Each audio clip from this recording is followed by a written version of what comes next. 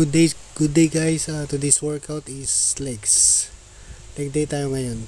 Medyo nakakahilo tong workout na to, kaya sa mga kagaya kong stroke, huwag tayo masyadong bumuhat na mabigat. Nung una kong buhat nito, talagang nahihilo talaga ako, kaya unti-unti nagdadagdag ako habang tumatagal.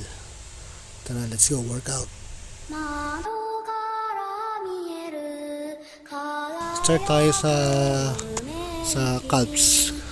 Itong calves na to, medyo mahirap din to para sa affected area ko. Kaya kailangan tiisin. Mahirap pero kailangan para lumakas yung kaliwa. Una magaan lang binubuhat ko dito. Pero unti-unti nagdadagdag ako. Then next workout is legs extension. Ang target nito is yung quad. Isolated yung ginagawa ko, isa-isa bawat legs, para mas magkaroon ng sariling buhat yung kaliwa ko, para na ma-maximize niya yung power niya.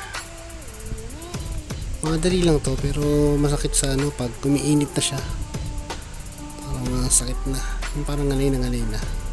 Pero magandang workout to para sa mga stroke na kagaya ko. Try nyo to.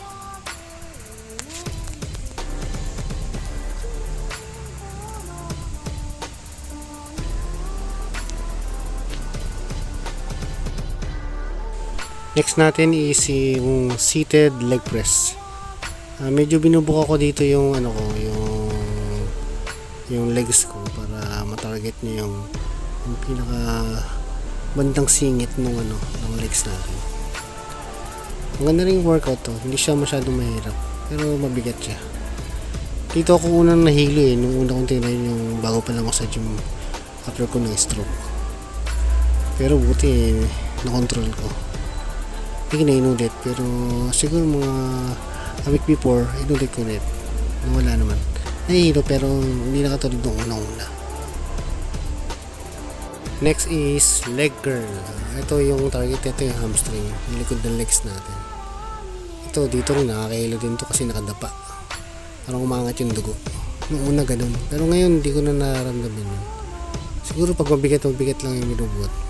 Pero pag ganito leg day ko, hindi ako masyado bumubuhat ng mabigat dito.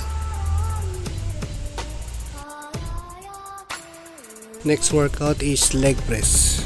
Dito naman medyo mabigat to. Last set na natin to. Pinidikit ko dito yung dalawang paa ko para ma-maximize na yung power nung sa quad legs natin. Dahan-dahan lang para makontrol. Control mo lang yung dahan-dahan. Bali 10 reps lang ginagawa ko dito kasi mabigat. Pero pag yung mga bago ka pa lang, siguro pag hindi mo pa kaya yung weak side mo, mo lang magaan lang ibuhat mo para hindi ka nahihirapan. Kasi pag mabigat agad yung binuhat mo, magsasuffer din yung strong side mo. Maraming salamat, hanggang dito na lang. Thank you.